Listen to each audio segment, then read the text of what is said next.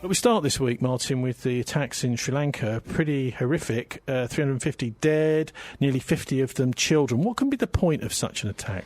We've got to think about, the perpetrators and the possible links to outside. I mean, they're already saying that there's linkages to outside forces. Well, they definitely said that it's an international terror network of some sort. What might that terror network be? Well, ISIS, as everybody in the Middle East will tell you, is basically a front organisation for the Saudis and the Western powers.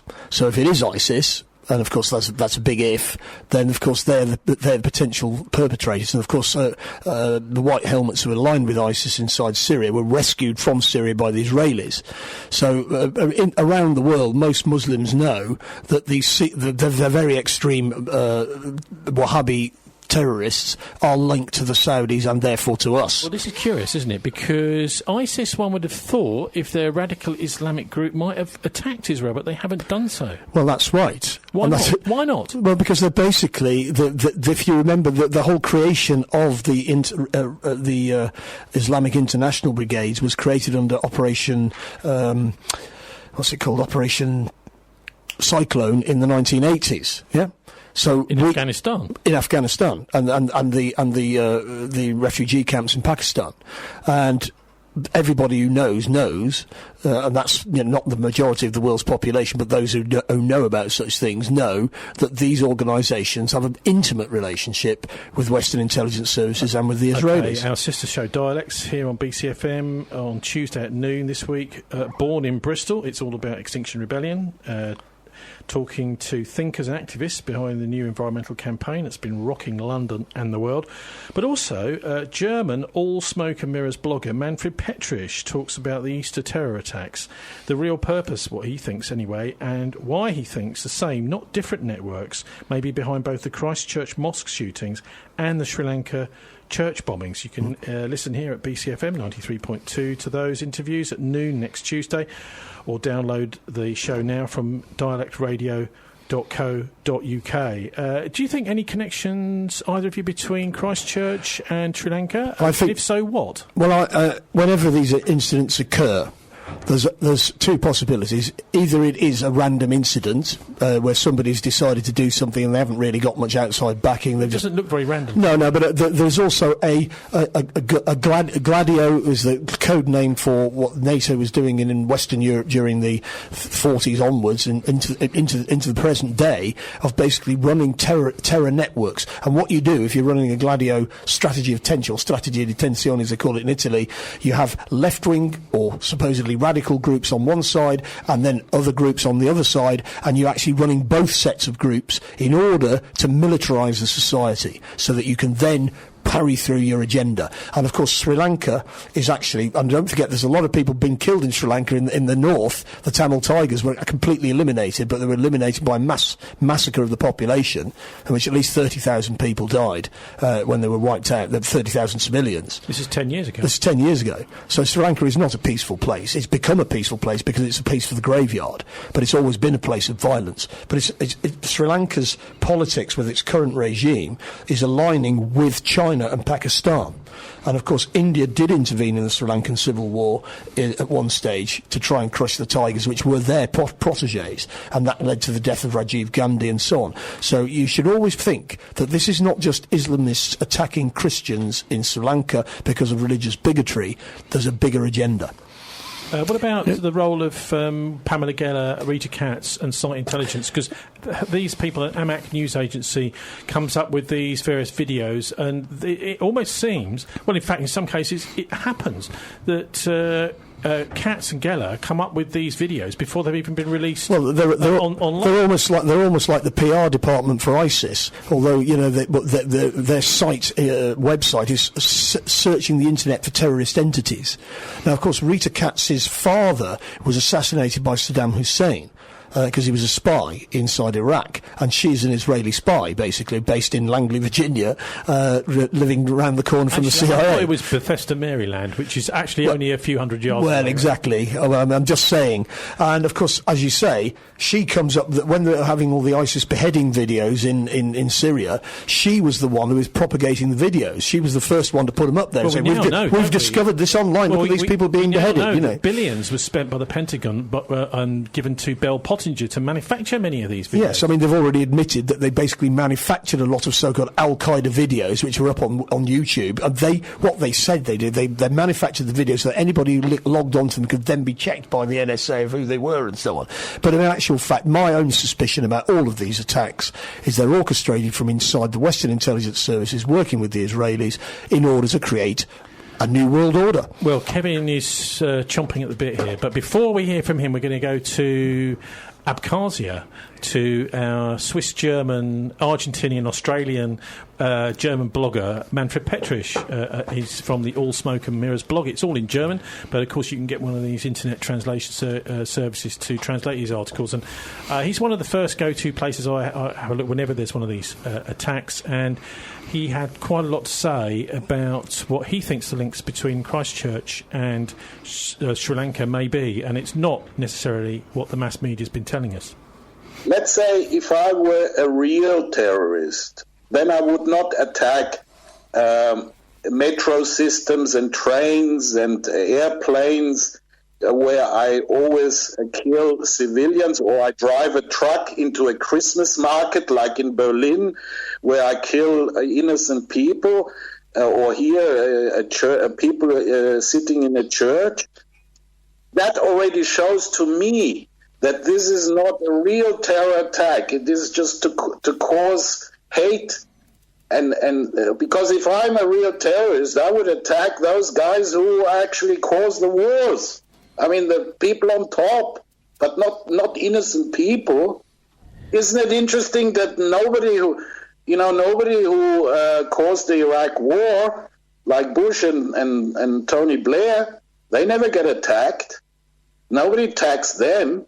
And all the other people who caused all the wars, or Hillary Clinton who caused the Libyan war, I mean, they're not being attacked. It's always innocent people being attacked. Well, what about the idea of, you're someone who's been in the military, a suicide bomber. You don't really need to be a suicide bomber to attack a soft target like a church. You see, what you do is you recruit a patsy, and what you do is you tell him, look, you go with this rucksack, you go over there, and whatever, you play a role, and then you remote control and ignite this bomb without the guy actually doing it. He doesn't even know that he's carrying a bomb. He's just told to go from A to B and be there at a certain time, and then from remote control you ignite the bomb. I mean, this happens. There are many cases where this happens. I think there's something similar happened at the London bombing. Well, I mean, we don't know what happened, Kevin, but that's certainly one sort of possibility that hasn't really been explored by the media coverage, and it seems possibly maybe being looked in by the Sri Lankan police, but certainly not by the mass media. But there's another point, and I think it always puzzles me. The Quran expressly forbids the murder of innocents. You know, anybody who claims to be a Muslim and then kills children is totally contrary to the strictest rules in the Quran. So first, that's the first question. But the second question is different. In any given human population, you will always find psychopaths.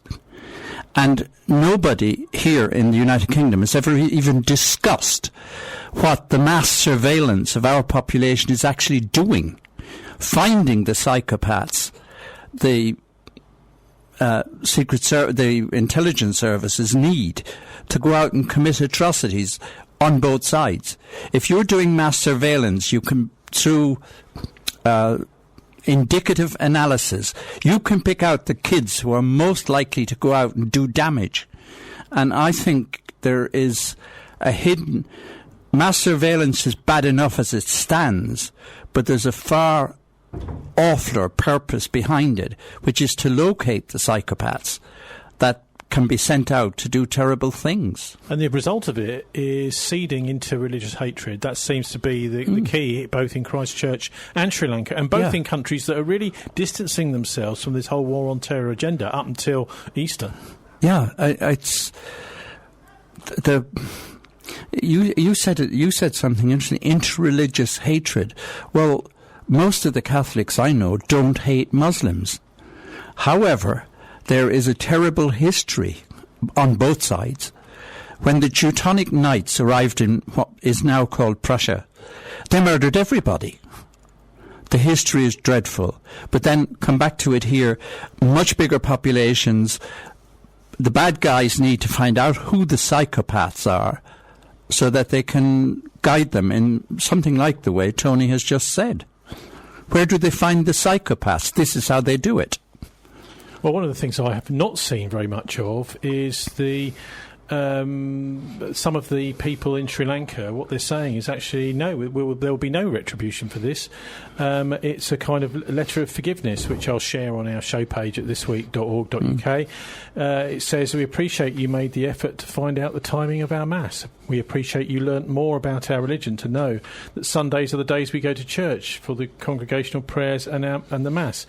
But I guess there were some things you rather unfortunately didn't get to learn. Perhaps you didn't know that what you did made them martyrs, and how you've single-handedly raised the status of our brothers and sisters in the eyes of their beloved Jesus with your actions, and how, through your actions, there will be raised in the most righteousness. And also, I mean, this letter goes on, I won't read it all out, but it's really saying that what you've done is you've just highlighted how much we as a congregation feel strong. So they haven't had the effect that I suppose they wanted to, which was to make these people feel that they wouldn't go to church again. Now, we've heard on the news just the last day or so that certainly parts of the Catholic Church are saying that they won't be holding masses, but it seems that some of the people in the congregation will be getting together anyway.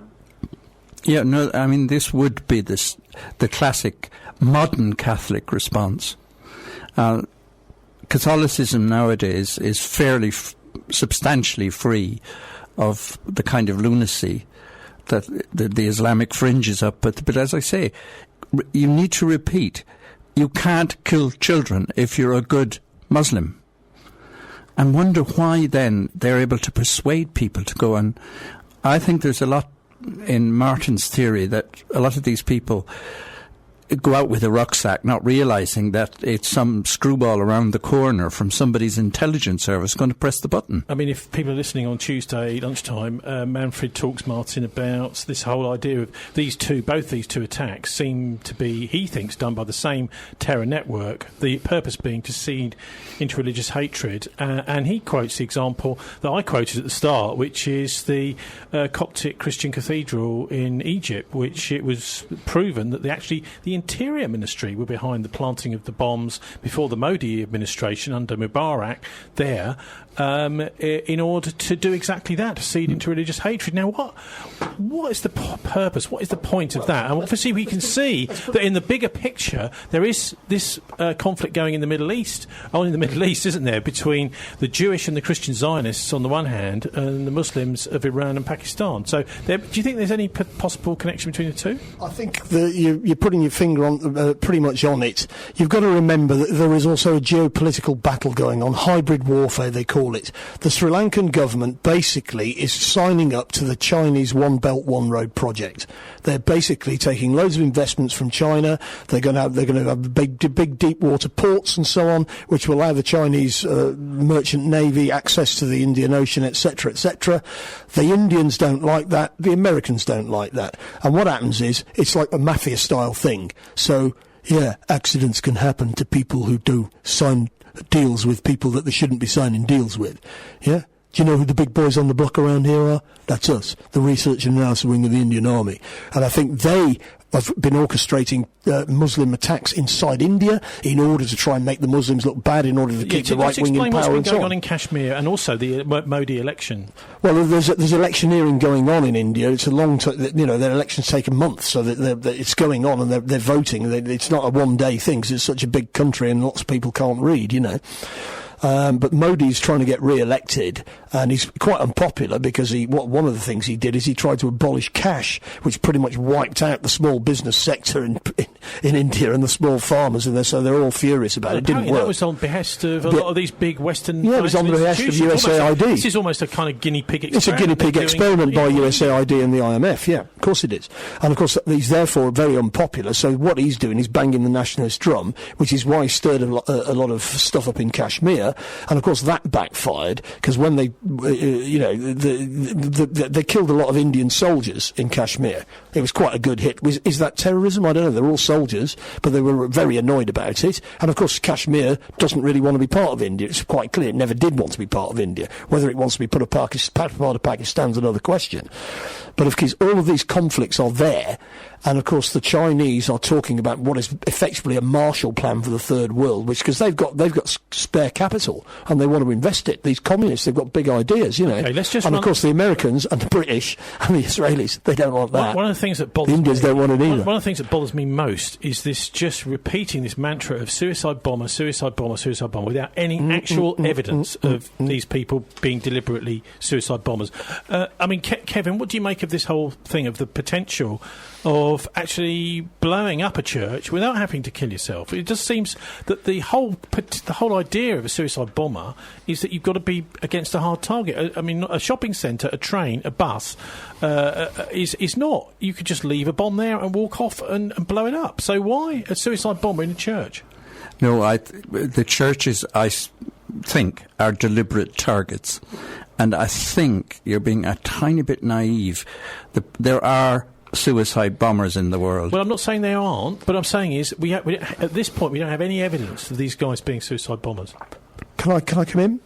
The reason you have a suicide bomber, just like on 7/7 in this country, is because then it's all clear immediately who did it. Oh, it's these guys, 1, 2, 3, 4, and they're all dead. So you don't have to have any proper police investigation. And so the people who really did it can then walk away. That's what it's about. Very interesting point. Right. Also, remote detonation. Is this person actually aware that they're carrying a bomb? They maybe think they're carrying something else. He's another possibility, Martin. Well, that's true. And years ago, I was in Belfast, and they explained to me what happened. People were explaining to me what happened on the Poppy Day bombing, if you remember that, when the attack on Enniskillen, yeah. And these guys were telling me in the pub, they said, well, actually, it was an IRA bomb. The bomb was planted by the memorial, and the idea was that when everybody had dispersed, they'd all gone home, there'd still be police and army wandering around just having a look to see what was going on. They were trying to kill a couple of soldiers or a couple of coppers.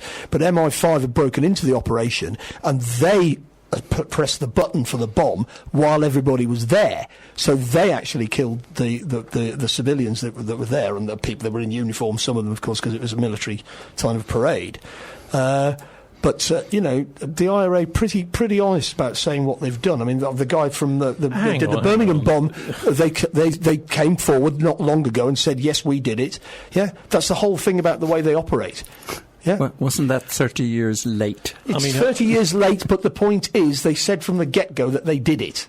They never said we didn't do it. OK, way back in February 2007, I had an article published in the Journalist magazine called Bombers Away, where I looked at the April 2004 situation in Iraq, where Bush's Iraq chief, Paul Bremer, had initiated the Iraqi insurgency, I think it's the Shia insurgency, by closing down the Al-Sadr newspaper. Well, why did he close it down? The editor had printed a front-page lead story that a suicide bomb the previous week in a bus queue was, according to the eyewitnesses, actually a missile fired from a helicopter. The newspaper was closed down by the US Army the next day. That's right. What they're doing all the time is divide and rule. And of course there are psychopaths who are suicide bombed, that you can find a few of them. But actually, to be honest with you, if you're going to actually do anything serious, you've got to have a patsy that looks as if they've done it, and you usually need a professional to blow stuff up. You can't. All the so-called 7/7 bombs supposedly mixed all this stuff up from. They never admitted what the explosive was, because there was a French police officer who came out of Scotland Yard on the day and said, "We're really worried about this because he's in C4 explosive, which is basically NATO standard explosive." And then there was a whole farrago of nonsense about how they made it out of peroxide in a bath and all the rest of it. In actual fact, blowing things up is a technical issue. You need technicians to do it. You can't just do it if you downloaded stuff off the internet. That's rubbish. I think, but Martin, you made a enormous point there. I've not heard anywhere on any of the mass media anywhere in the world all of the billions of pounds that get spent on it, which is, it's very handy with a suicide bomber because there's no trial afterwards. That's right. You don't have to investigate at all. We all know what happened. I'll just leave you both, you first, Kevin, to say what you make of the what this interreligious hatred. What's the point of all that? Well, having spent time in a Christian monastery and served in the army in the Yemen, I still go back to the basics. There's a history of violent hatred in the history of both Christianity and Islam. By and large, and in most countries, that's past. But there are always people, I call them psychopaths, but that's covering more than the word covers, who can be wired up and wound up to go and do terrible things. And I think there's a lot in what Tony has just said. We need to look much more closely. I mean, look at one of the worst bombings in Ireland where there's been no prosecution by the state, Omagh. And it's reasonably clear that the surveillance knew what was going on, knew what was happening. But fine, why haven't we prosecuted them? Well, I mean, I can remember listening to a live report on, I think it was on 5 Live at the time, hearing the BBC reporter on the ground there saying that the local people had said that the police were directing them towards the bomb. They had a warning, but the police were saying, go this way, and they were directing them towards the bomb. I think that's being too...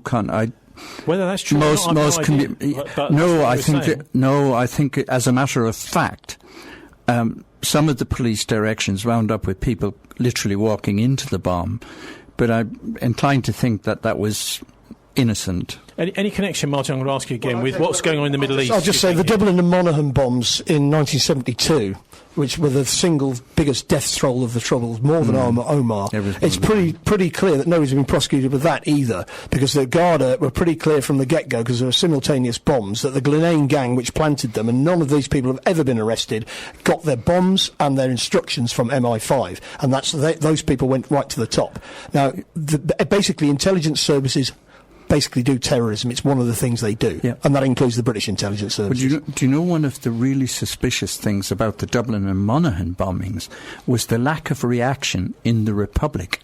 Well, the authorities in the Republic seemed to treat this as a warning from Britain. That's right. And they didn't, And they brought in Section 30, they brought in lots of repressive legislation against the Republicans on the back of it. Now, that's why, for example, Sri Lanka may have been given this warning, don't do deals with the Chinese. Otherwise you could have loads of dead bodies on your hand.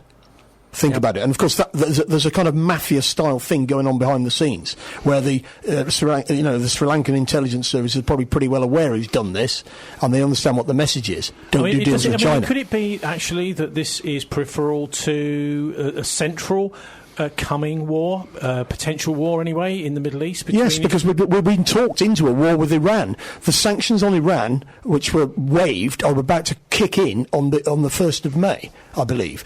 Now, the Iranians, if they're not allowed to sell their oil, have said quite clearly they're going to close the Straits of Hormuz. And at that point, the US Navy will have to try and open the Straits of Hormuz, and it's off we go. Now, that's what we're on the track for that right now. We've had actually in the last show we discussed the US government categorising the IRGC, the Iranian Revolutionary Guard, as a terrorist organisation, and then in exchange the government, in fact the parliament in Iran, in Tehran, saying that CENTCOM is terrorist. CENTCOM is a terrorist organisation. Now, we never hear about CENTCOM. I don't think I've ever heard them mentioned on the BBC or the CNN or any of the rest of them. Who is CENTCOM?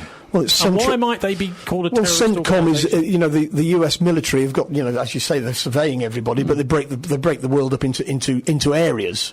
And CENTCOM is Central Command, and that's the Middle East.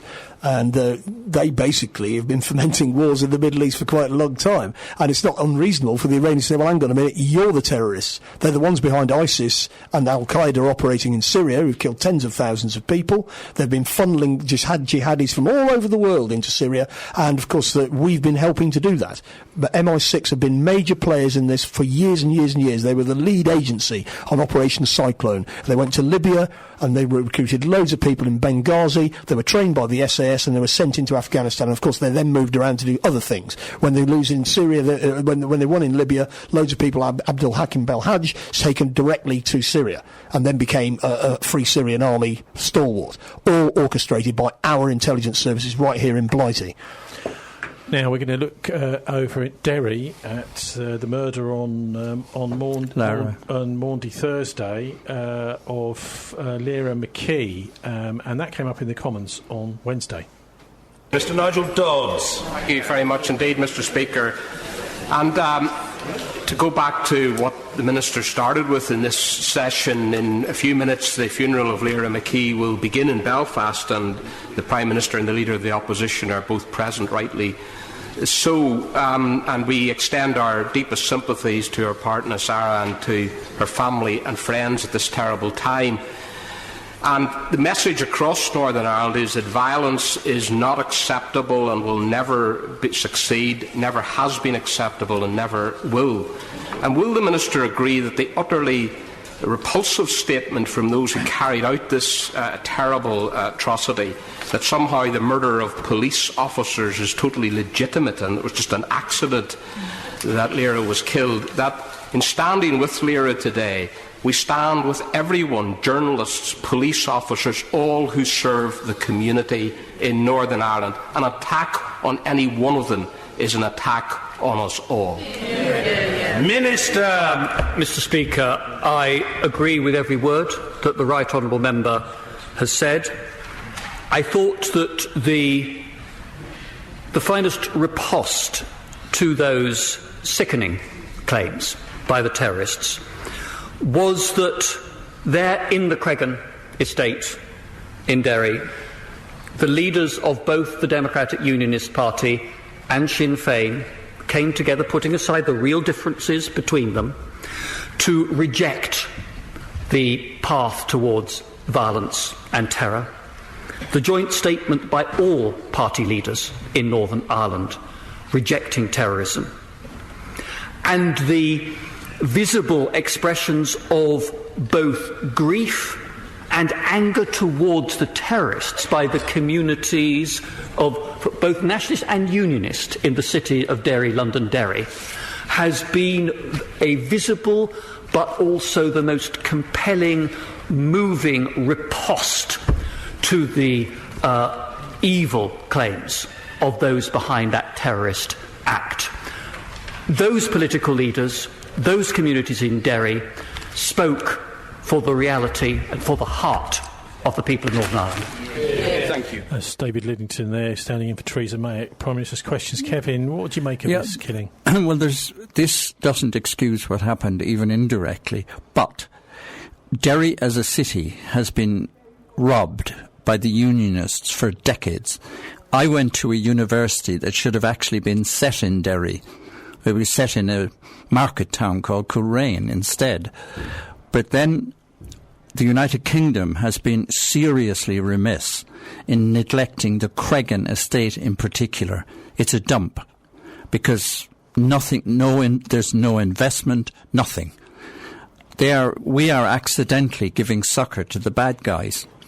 But what about the PSNI fishing operation that took place on Thursday evening? This is what bothers me the most. They didn't actually find anything, but they were banging on doors, I imagine smashing a few doors down of the Republican community. Was this, this is what caused the disturbances which led to this woman's death? I mean, the PSNI, what are they up to? This sounds like a sectarian return to the bad old days by them. I'm not sure about this. I mean, I have been party to discussions within the British Army when I was part of it years ago, which we said to each other that these raids by us are just recruiting for the other side. It's mad. Going around kicking in people's doors and everything. So why are the PSNI doing it last Thursday? I don't know. I'm not sure. Martin, do you have a theory? I don't know. I think it's unfortunate that, obviously, I agree with everything that's been said. I think what I'd say about the new IRA boys is that there was a general understanding from the 60s onwards that if there's a riot going on, you don't shoot at soldiers and army during a riot, because otherwise they're going to shoot back and they're going to hit civilians, which is exactly what, and therefore there's an absolutely standing order if there's a riot. And that's why the riots were banned for years in Republican areas. They stopped the lads from rioting because it's just too dangerous. But once in a while they would have a proper riot. There was a girl shot dead at a roadblock before the ceasefire. I think it was after the ceasefire, but it was before the agreement. And she was shot dead in a robot. The whole community was absolutely boiling mad. She'd been shot. She was joyriding, silly stuff, you know.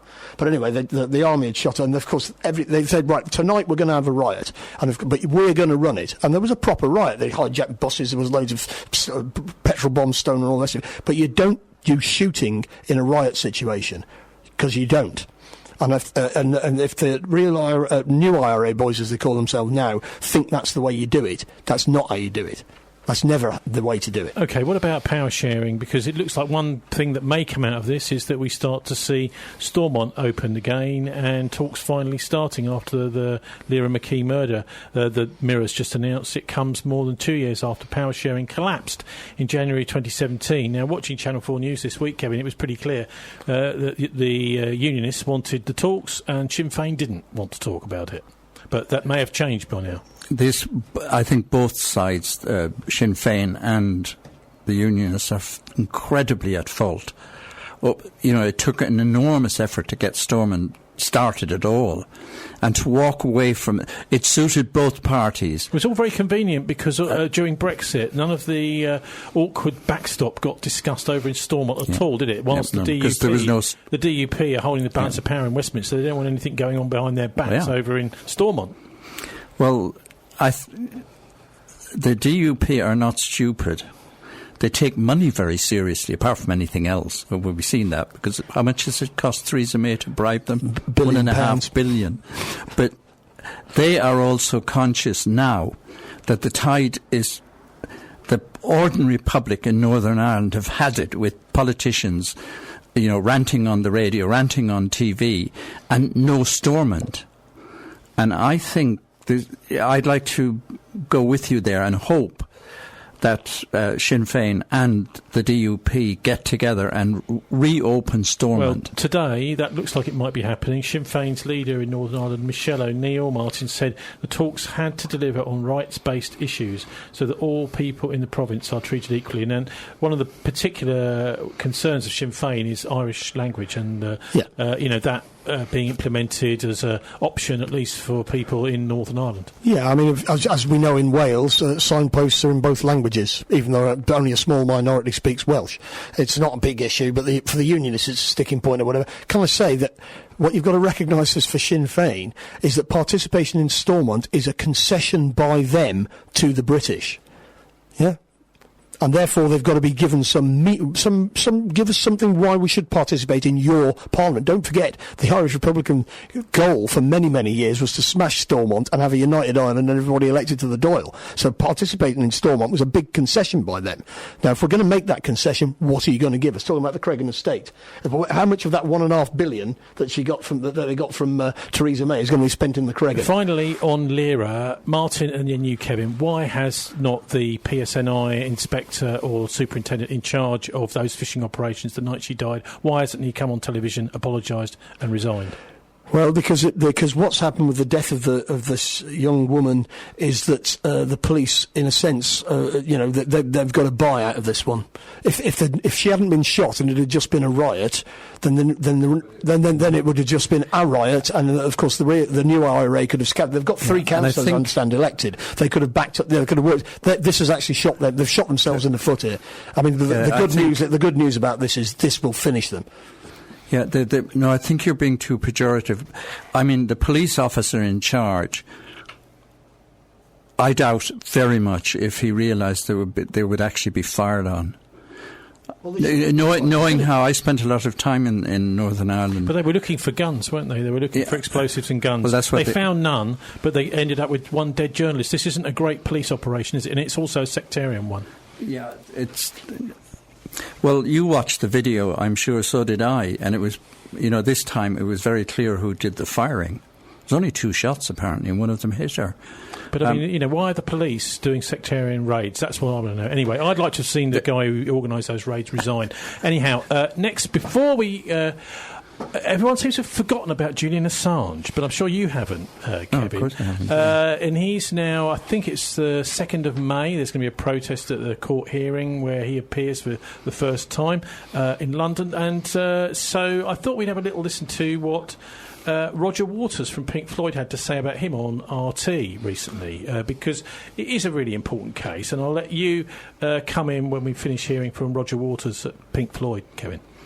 This team at the moment, Bolton and Abrams and Trump himself and Pence and all the rest of them, are desperately trying to pitch the world, the planet that we live on, into the Third World War. Sorry, I'm drifting off Julian, who we should all be focusing on, because he is who the whole world should be focusing on him now. Because if we let the UK get away with allowing him to be extradited to the United States, and we allow the United States government at their whim to torture him and to detain him possibly for the rest of his life, we will have allowed them several steps further down the road to absolute tyranny and probably the destruction of the planet. That's my view. Yeah, I mean, what, irrespective of other issues, what Assange has done is show American helicopter pilots murdering unarmed civilians in a crowd. Reuters men as well, actually, isn't it? Journalists. Yeah, and the Americans won't join the International Criminal Court, and etc., etc. But let me bring this down to the crunch point here in the United Kingdom. The United States might be our ally, but it's got 67% of our population, including children, under criminal and illegal surveillance. So why are we extraditing anybody to the United States? They are a criminal. At the administrative level, the United States government is engaged in criminal misconduct in our country against kids. So why are we extraditing anybody? Well, obviously, Julian Assange, as an individual, the way they've tried to sort of, blacken his character, he's a dirty squatter, blah blah blah. Well, absolutely actually, disgusting. your party, the majority of MPs, are saying that he should be extradited to Sweden. Well, MPs are also, including Thangam Debonair, by the way, as our MP here in Bristol, is saying he should go to Sweden and he should face charges in Sweden right now. Well, can I just? What I'd say to that is the Swedes haven't got any charges against him, so I don't know where they're getting that from. The Swedes would have to make some charges. They're not making any, because in actual fact they looked into the thing years ago. What happened is he had consensual sex with 2 women. He didn't use a condom either time, and one of the women went to the police and said he didn't use a condom, I want him to take an AIDS test. And he refused. He should have just taken an AIDS test, but he refused. And that's what this, when all these people he's got to answer charges for this and that and the other, they don't even know, what the case is. She was tweeting later on, wasn't she, or just after she'd been with him, what a great night she'd had. Yeah, what a great night she'd had. A great night she'd had. Now, the thing is, all of these people are presumably they are thinking that the Swedes dropped these charges ages ago, and we've got an email from the British to the Swedes saying, "Don't you dare get cold feet," because of course we were told all along that Assange's paranoia about being extradited to the United States is just paranoia. He's just a sex pest who needs to go to Sweden, and it turns out as soon as he leaves the embassy, he's on the plane to America, not to Sweden. Can I go back to the original incident? The woman who made the first allegation against him was the Swedish intelligence services liaison with the CIA when she was in Washington. Yeah, so they're not just random people either, are they? Her first attempt to get Assange into trouble was rejected by the prosecutor. But then another prosecutor was brought in. Now, who is this other guy? This other guy was wanted by the Swedish Parliament for granting the American surveillance rights in Stockholm. Well, I'll tell you what. They were a honey trap. I will put a link up on our show page to the protest. I think it's on the 2nd of May. And also where you can find out a little bit about the support groups for Julian, who is actually, I would say, I don't know if you agree, Kevin, one of the most important investigative journalists and publishers in the world. The publication of the documents on Iraq was much the same as the Pentagon Papers, vital, because that was a dreadful war. It was based on false intelligence. It's just because Bush and Blair wanted to go to war. And so revealing the use of hacking in order to assassinate people using cars and aeroplanes and using Samsung televisions to spy on everybody even though it looks like it's off, it's not, it's listening to you. This is actually quite useful. And, I mean, once upon a time they used to call it, Martin, conspiracy theory. Now, because of Julian Assange, we know it's fact. Do you know the most tragic chapter in anyone's book about the Iraq War? There's an American journalist, very distinguished, called James Bamford, who writes predominantly about the National Security Agency. There's a chapter called, a chapter in the end of his book. His book is called The Shadow Factory. And there's a chapter at the end where he describes what the American army had to do to fill the ranks for Iraq. They emptied the jails, they emptied the drunk tanks, and they hauled in the unemployed, gave them guns and sent them to Iraq with orders to kill. That's an American ex-serviceman. If you're an EU citizen living in the UK, you will need to apply to the EU settlement scheme. This means that the rights you currently have will be protected after the UK leaves the EU. The scheme is fully open and you have plenty of time to apply. It is free. To find out more and to apply, visit gov.uk/EU settlement scheme. Irish citizens or those with valid indefinite leave don't need to apply. So we're going to hear now from author David Livingstone. He's in northern Canada, and he is just brought a new book out. I mean, he was on the programme that we were taken to Ofcom about back last November, and this is his new book. It's called Ordo Ab Chaos, and here he talks about Donald Trump and the Book of Revelation. So the Book of Revelation is the last book to have been accepted into the New Testament canon. It wasn't accepted until the 4th century AD, and after a lot of debate, there was a lot of very reputable Christian fathers who rejected it, and it's only near the year 400 or so that it finally was accepted as part of the New Testament canon. But there's still people who were opposed to it. And the problem is that there was this rumor that the Book of Revelation was actually authored by a Gnostic named Corinthus. So the funny thing is that this is exactly what Albert Pike says, that the Book of Revelation was written by Corinthus. And that he says, like right out in the open, and he says it in the, I think it's pretty close to the opening of the book. He says that the Book of Revelation is a Kabbalistic coded book. It is basically the blueprint for what the Masons call the Great Work. So the Great Work, the magnum opus of Freemasonry, the craft, the Masons are builders who are building the third temple, which is the fulfillment of the prophecy of the Book of Revelation, because the Messiah can only come when the third temple is completed. Trump is seen today by right-wing Zionists and, of course, their dupes, the right-wing Christians in the United States who voted him in. Trump is seen by them. They see both Trump and Putin as the Cyrus figures who are going to allow or create the circumstances that will permit the reconstruction of their temple. And first, of course, Al-Aqsa has to be destroyed because that's the location. Now, I mean, I'm not subscribing to what he's saying there, Kevin, but, I mean, it's certainly an interesting idea that the Book of Revelation, I mean, he's saying this, I don't think there is anything actually in the Book of Revelation that says you've got to build a third temple in order to evoke a Jewish Messiah. But it does, what he's talking about, I think, which I find so fascinating, is this is the sort of recipe that a lot of the Christian Zionists are using to justify things which are basically just walking all over international law, saying things like, oh, well, the Golan Heights is Israeli, and that we're going to have the US Embassy in Jerusalem. Yeah, the Book of Revelations was essentially condemned by the Catholic Church. When we were in our schools and everything, we were discouraged from even reading it. And quite often, your copy of the Bible arrived without the Book of Revelations in it. The private theory in the Catholic Church is that St. John was on an early form of LSD. It's a book written by a maniac. And it's a vision, isn't it? It's a vision of the future, and it's obviously an apocalyptic vision. Well, I mean, if you've actually read it, it's beyond, it is LSD waffle either that or he was drunk.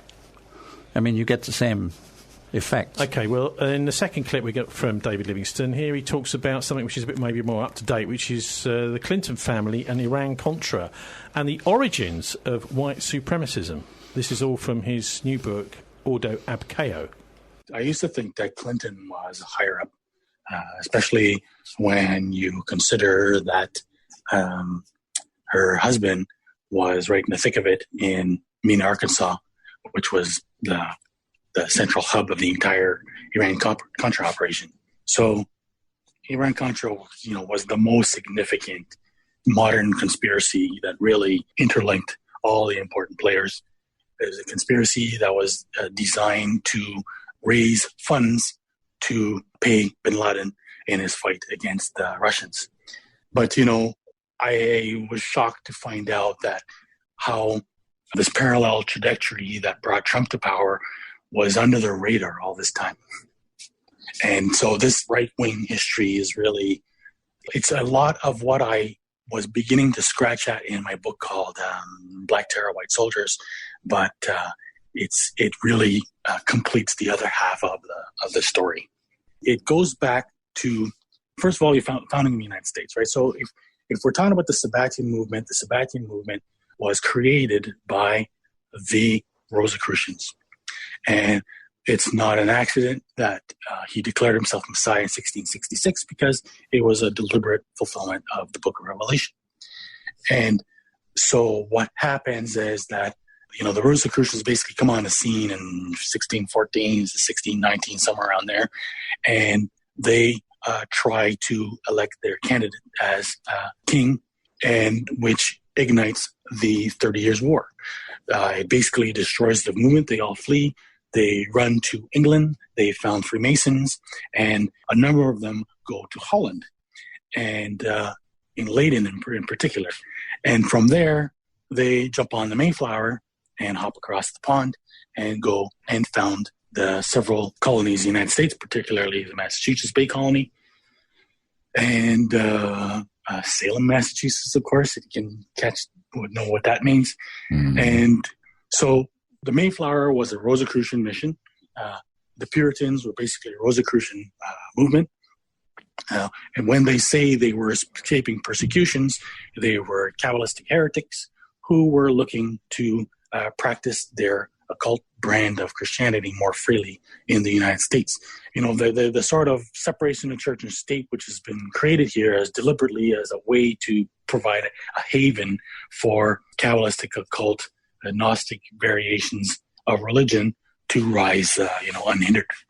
Then I jump ahead, and basically you get the founding of Scottish Rite Freemasonry in Charleston.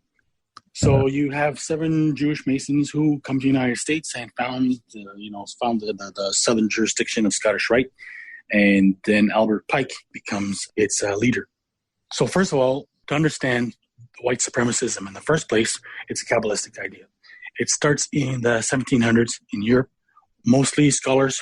The only one I can remember off the top of my head is Friedrich Schlegel. What happens is that when the British basically take hold of India, then European scholars kind of have more access to a lot of the Hindu history and literature. They discovered that they believe they discovered that there's a relationship between Sanskrit and German in particular in European languages. Came up with this hypothesis that there must have been a parent language, which they called Indo-European. So the funny thing is that this idea is still, the concept still exists today. The concept of a Caucasian people is still accepted today. Most of the exoteric aspect of this story is still popular. What's not known is the occult origin of that idea. And the idea is that it was the Aryans. The Aryans were offspring of the sons of God of the Bible who intermarried with human beings and created the race of the Aryans on Atlantis. This is all intertwined with two things, the legends of the lost tribes and Gog and Magog. Well, I'll get into that. The idea that they're blind and blue-eyed is core to their belief system, right?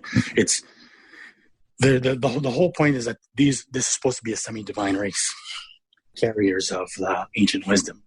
So when Atlantis sank, they escaped and landed in the mountains of Asia, particularly the Caucasus Mountains. They spread from there. and he carried with him the ancient wisdom. So this created what they called the Oriental Kabbalah. And what they believed is that these original Aryans, so this was 100 or more years before Blavatsky developed this idea.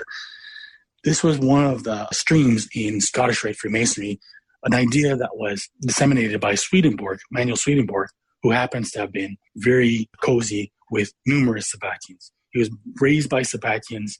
He was affiliated with Count Zinzendorf, who was a Sabbatian as well, too. Swedenborg was a neighbor with Samuel Jacob Falk, Rabbi Falk, who was basically the figure behind late 18th century Freemasonry, and a Sabbatian to boot. So Swedenborg was promoting this idea of an Oriental Kabbalah. And this is the idea that long before the Jews had the Kabbalah, the Aryans were the true origin of Kabbalah that they had planted in the East, and particularly in Tibet. And this is where you get ideas like the Kalachakra, Tantra, and so on and so forth. This is David Livingstone from his new book, which is entitled Ordo ab Chao. But the thing is, this is now being sort of weaponised by Christian Zionists, and I thought we'd have another clip from John MacArthur, who's a pretty scary Christian Zionist character.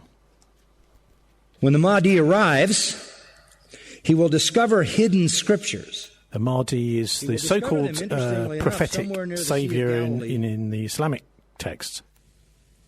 And there will be there hidden scriptures, hidden gospels, and a hidden Torah. And they will be the true scriptures which will be used by the Mahdi to show the Jews and the Christians they were wrong, that their scriptures were the false scriptures. Let me summarize. The Mahdi will be a messianic figure.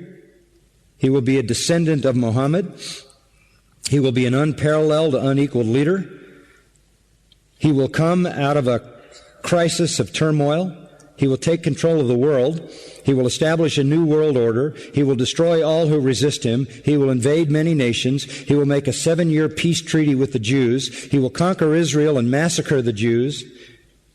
He will establish Islamic world headquarters at Jerusalem. He will rule for 7 years, establish Islam as the only religion. He will come on a white horse with supernatural power. He will be loved by all people on earth. If that sounds familiar, that is a precise description of the biblical Antichrist. Absolutely, step by step by step by step. The Bible's Antichrist is their Mahdi. We know that the rider on the white horse in Revelation 6 is the Antichrist. They use that verse to describe their Mahdi. Why am I giving you all this? Because the description of the Mahdi is exactly the description of the biblical Antichrist, the beast of Revelation 13. And you go into any kind of a study of that and you will find that all the details match up perfectly. The Bible's Antichrist is Islam's savior.